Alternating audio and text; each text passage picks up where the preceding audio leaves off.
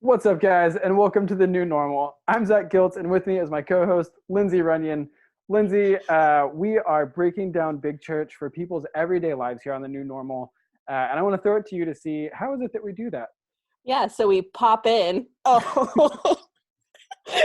and meditate on the scripture this week and just figure out what it looks like in our lives. And then we talk about Preston's sermon and just all the services and how we saw God, and then challenge you guys through questions and a spiritual discipline to see how we can bring this into not just Sundays, but every day. So that is what we do.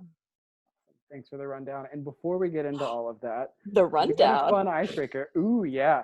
And like I said, we're going to get into an icebreaker. Wanted to bring some youth, some joy, maybe some childlike wonder to this episode. Oh. And our question in that Uh-huh. is, what was one, it doesn't have to be like all-time favorite, but just like a good memory. What was like your favorite pastime as a child? Favorite pastime was definitely soccer because I played it so much. So classic. I've been playing since I was 5. So played on traveling teams, club teams, whatever you want to call them, and then high school as well. But fun fact, I used to play softball as well. Oh, interesting. But I was terrible because I never swung ever. Either like I would get a walk or I would swing and I would just strike out. So I never actually hit the ball for about a year and a half. There you go. I feel like though when you're that young, chances that you get walks are decent. Yes. Yes, they are. So, yeah, I played catcher once, and I couldn't catch the ball because I kept flinching when the bat would come. Yeah.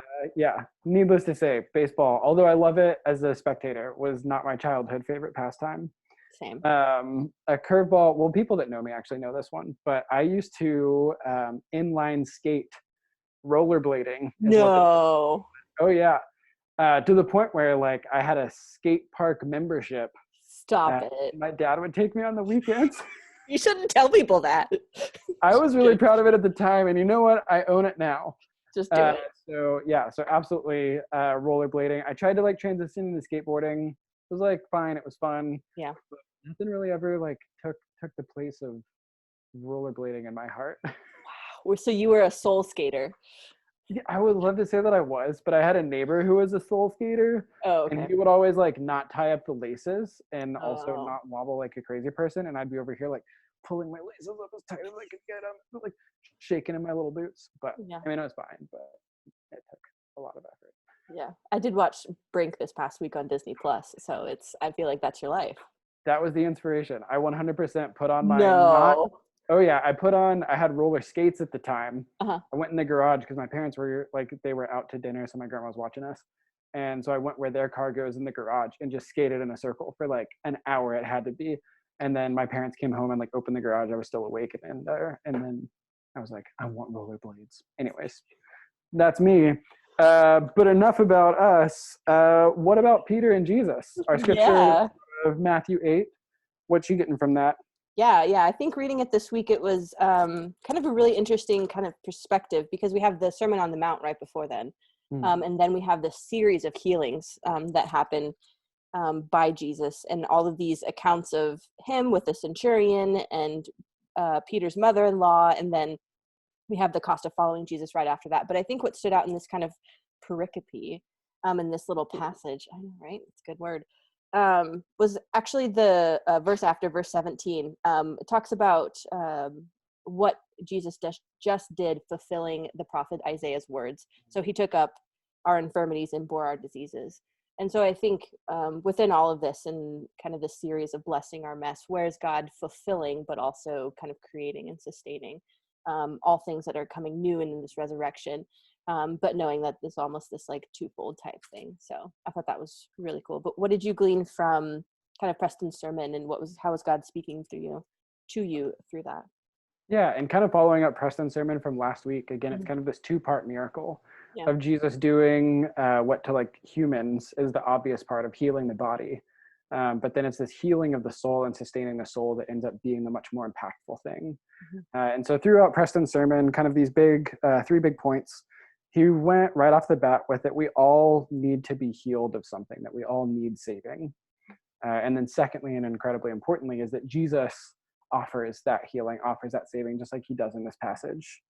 And then once we are healed, that we're commissioned to work alongside Christ.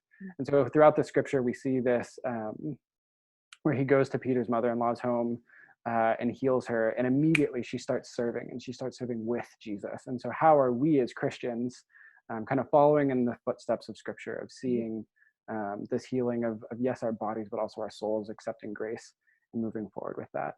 And then one thing that kind of breaks out of those 3 points and was kind of an aside that caught my eye or my ear throughout the service is that we have to be accepting of this grace. Yeah. Jesus is always with us. And I think we might have talked about this last week, that the Spirit is always with us. Jesus is always with us. So we're not necessarily inviting Christ to be with us. He already is, but we're actually just allowing him to be a part of our lives for us to acknowledge, so that we can then go forth and serve with him. And so those were kind of the things, again, kind of those 3 main points of that we all need healing and saving, and that Jesus offers that, and that once we accept it, we're commissioned to work alongside Christ. So that was from the sermon, like hands down, like my big takeaways. I know you actually similar, but you worded it a little bit differently. I'm curious what stood out to you and how you might put it. Yeah. I think for me it was that same kind of twofold thing, but I think what really kind of caught my attention was just the newness of this passage, not pasture, with this kind of healing and stuff. Preston talked just a lot about mothers and kind of Mother's Day kind of brunch and all that kind of stuff, and kind of the newness of what that looks like and accepting that. So I thought it was really cool the way Preston brought in kind of just Mother's Day, and how do we, yes, this talks about Peter's mother-in-law, but where are we understanding that service through kind of the mother figures in our own lives, to know that they're being like Jesus to us, and where can we imitate and know that he's with them and with all of us. So I thought it was pretty cool. Yeah, and I loved like the interactive piece with worship today, where we had the video of all the kids. Oh, I know. Kids and like adult kids. Yeah. But sending in like what a mom is to you, and I think kind of going along with that, like how analogous that is to oftentimes how we view Christ and the way that he cares for us, puts us first, kind of this unconditional love. So for sure. And then yeah, from the rest of the service, big church. Yeah. What all kind of stood out to you through that? Yeah, I think Lily singing Peace was really cool, and that beautiful worship song. But I think I really found God in the traditional service this week. I think just singing, I know it's difficult because we're not all together, but singing in an empty sanctuary, and just being able to kind of project when no one's there, I think was just really powerful, to sing How Great Thou Art, or For the Beauty of the Earth, and then to hear, excuse me, the choral anthem of I Believe was just super powerful, of where can we feel God and God's love and believe even though he may feel silent. So amidst all of just the craziness of COVID, it felt like there was a message of just creation and praise, but also like it's okay to grieve and to know that God is still with us if he still feels silent, knowing that we can still see him and hear him in different sort of ways. So I thought it was a really great service, and shout out to our choral singers, all of our choir that was there. It was just really, really cool to hear, and just hear their heart and their passion through song. It was powerful. Yeah. And I think we've talked about this before here, but oftentimes I connect more with like the lyrics, or maybe just because I'm more familiar with contemporary worship now. But yeah, there was something undeniable about traditional worship today, that just like the music, like you're talking about, just brought every single song, just hit the heart. It was great. So for sure. And then going from this service, some questions, or really one question. Okay. But in classic form, it's a 3-parter. So because it's a Zach question, it's fine. Following the sermon, which was a 3-parter, this idea of where are you in this story? Where are you in your faith journey? So are you someone who needs to be healed? Are you someone who, and again, we all need healing, but where you are right now in your walk, are you someone who needs that healing, who needs that saving? Or are you someone who has accepted that healing and saving, but you're looking for that what's next? You're looking for how you've been commissioned to live out your faith. What are some ways and some steps that you can take to work alongside Jesus? Where are you, where Peter's mother-in-law is by the end of it? Are you walking hand in hand with Christ, saying, yes, Lord, I'm here. What's the work that we have to do? And how are you letting that impact the people around you. So again, just kind of this idea of taking a moment to just reflect on where you are, knowing that where you were a week ago, 2 weeks ago, could be different than where you are today. And how can you lean into your relationship with Jesus where you're at? So, and that leads us to a practice, which kind of helps us get there and appreciate what we have. Yeah, for sure. Our spiritual kind of practice this week is worship, which feels like one of those words that doesn't necessarily have a definition. It could be literally anything, but I'm going to try to define it a little bit. And the worship doesn't just mean like Sunday morning worship or something that we do just on one day, but all days. It can be corporate or individual. Where are we just responding to God in the love that he's given us and shown us, and to be able just to have that gratitude and that praise. And we come in to worship with this holy expectancy, knowing that God is there, and we leave with this holy obedience, knowing that it's difficult to see him maybe every day, but we always show up for worship knowing that there's this response that we have to give, and maybe that we don't have to, but we want to, knowing that it's difficult to worship sometimes, especially in these pandemic shelter in place and online worship. It looks a little bit different, but know that there's a community, and we're in this communion all together. So worship is where we're at. And if you want to know further details, Thursday worship for college. Getting on that segue.